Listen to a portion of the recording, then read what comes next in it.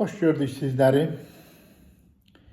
Nəzərinə çatdırıram ki, bir daha ultrasəslə bizim klinikada mədənin yoxlanması bu ilin avqustunda artıq 26 il olacaq.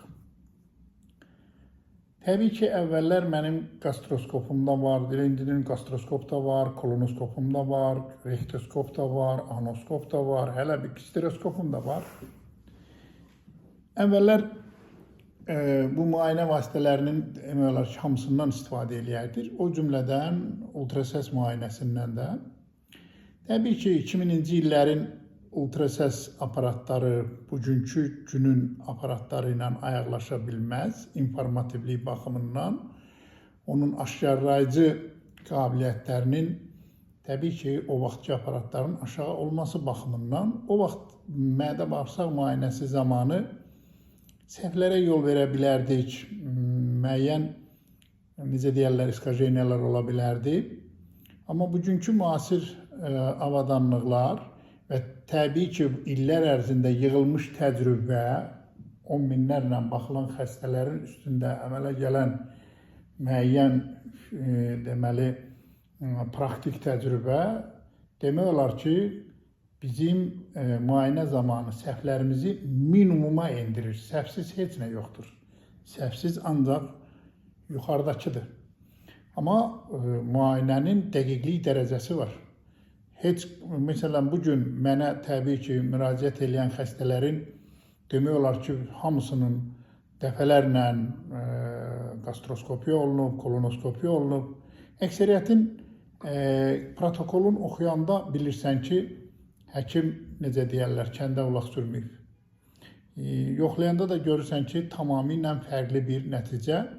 Təbii ki, əgər bir xəstə 10 dəfə, bəzisi lafı 20 dəfə, 8 dəfə, 10 dəfə dalbadal kolonoskopiya və gastroskopiya olub, heç bir effekt görməyib, gəlib bizdə müalicə olunub və bunun qısa bir zamanda məhdud müəyyən kurs müalicəsi zamanı effektin görürsə və buradan da yəqin bizi eşidənlər hansı ki, bizdə müayinə olunan bizim pasiyentlər qulaq asır, görürlər və effektindən razıdırlarsa, təbii ki, bu ultrasəs müayinəsinin və bizdə aparılan mədə-bağırsaq müayinəsinin nə qədər düzgün, effektiv olduğunun bir daha sübutudur.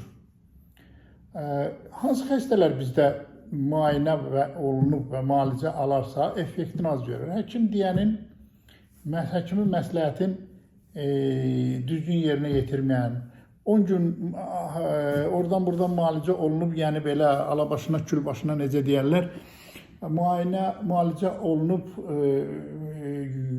tam sağalmaq istəyənlərin, təbii ki, xəstəlik xalvarla girir, el misalıdır, miskalla çıxır.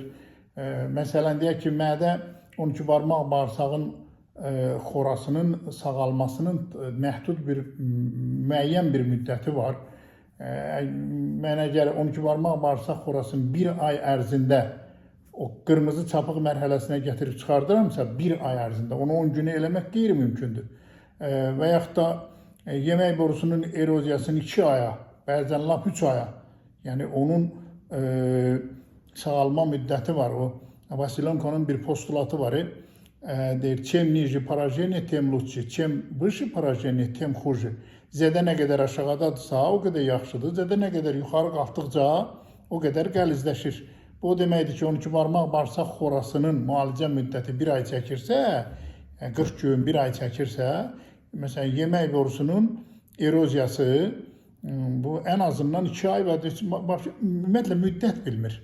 Mədənin xorasından yemək borusunun eroziyası mədənin xorasından qəlizdir. Çünki yuxarıdadır, keçid zonasındadır və hamısı təbii ki, bunlar diaqnoz qoyulanda hamısı xəstəyə başa salınır. Amma bunun kifayət qədər effekt görməyən, mən düzdür, verələrini tanımıram, mənə müraciət eləsin ki, sizdə müalicə oldum. Son 5 ildə mən xatırlamıram, mən heç bir effekt görmədim, bunu deyən ola bilməz.